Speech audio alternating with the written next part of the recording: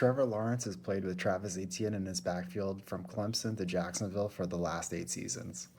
Now, with Travis Etienne hitting free agency, the question will be, will there be a ninth consecutive season with those two guys together in the backfield?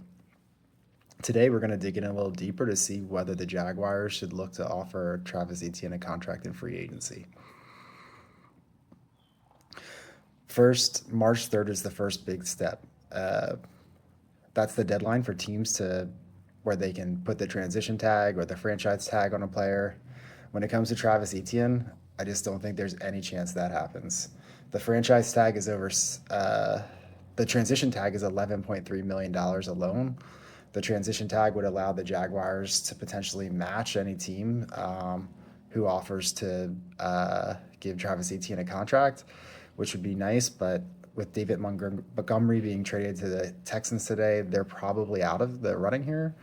And so, without the fear of losing Travis Etienne to Houston, I don't really think that makes much sense. When you look at the running backs who are going to be on the free agent market this year, there's really three big names. You have obviously Travis Etienne. You have Kenneth Walker, who's coming off of a very impressive Super Bowl run. And you have Breece Hall, who's had his ups and downs with the Jets, most recently downs. And so it'll be interesting to see where these guys fall when it comes to contracts. When you look at the highest paid running backs in the league, I don't think any of these guys are going to get into the top five, right? You have Saquon, CMC, Derrick Henry, Jonathan Taylor. Those four guys are clearly better than these three.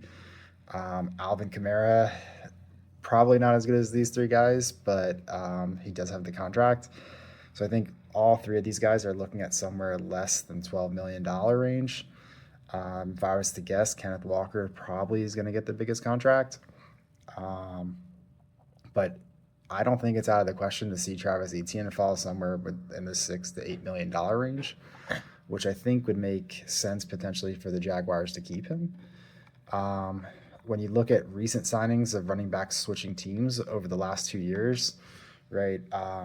Saquon has renegotiated his contract since then, but when he initially left from the Giants to the Eagles just 2 years ago in free agency, the contract was only $12.5 million per year. Josh Jacobs, $12 million. DeAndre Swift, I think, is someone who might be somewhat comparable to Travis Etienne. He had a couple of good seasons, but then kind of hadn't lived up to all the hype in Philadelphia. He got around $8 million. So, right, like, I think that's a number maybe the Jags target. Last year was not really a big year for running backs in free agency. Najee Harris had the biggest contract. And that was kind of a prove-it deal, as well as Javonte Williams. When you look at the depth from a Jaguars perspective and whether they want to bring Travis Etienne back, right, the Jags do have two quality options in the backfield. I think the first is Bhayshul Tuten, right? He looked awesome in flashes last year. If you look at some of his advanced metrics, some of them scope out higher than Travis Etienne. The thing with Bhayshul Tuten is number one, he had trouble staying healthy. He was on the injured list late into the season.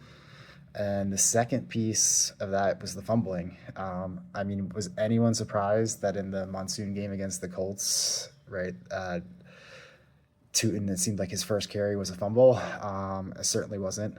But at the same time, the game against Buffalo, his first four carries were electric. When he was on the field, you can feel it, and he gave a bigger impact in a lot of ways than Travis Etienne did in that game against Buffalo.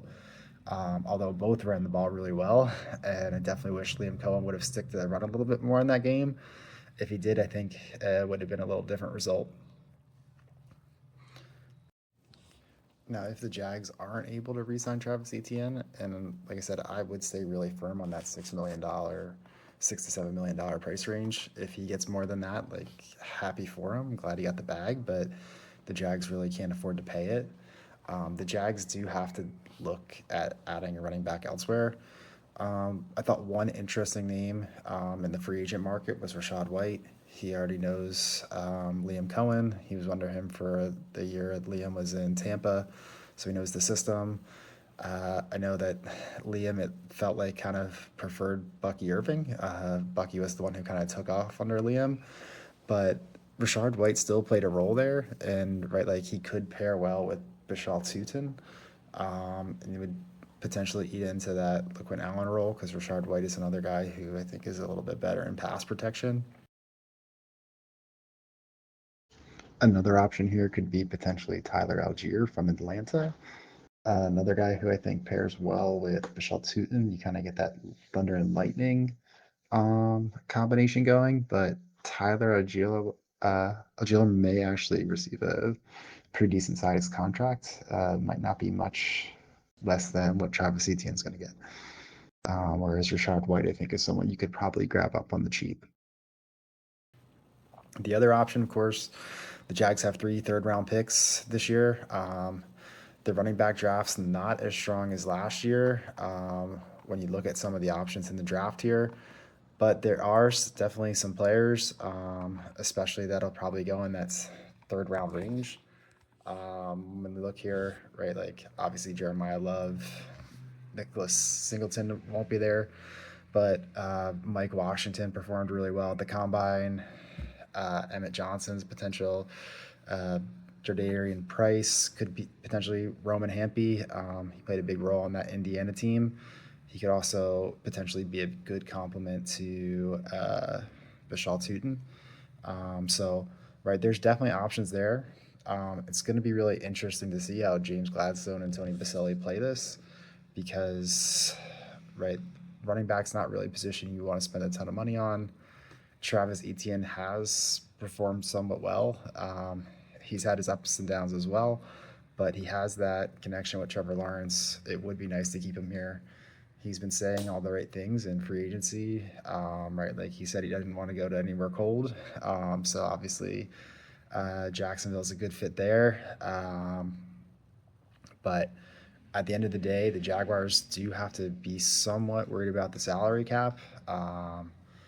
And the best decision might be just to let Travis Etienne get the bag somewhere else, look to fill the hole in the draft here, and kind of let Bhayshul Tuten take over this backfield, and hopefully become right like Liam Cohen's Bucky Irving here in Jacksonville. Let me know what you guys think in the comments. I appreciate you taking the time to check out this long form video. Please like and subscribe. It'll help me make more of these videos. Thanks again, and go Jags.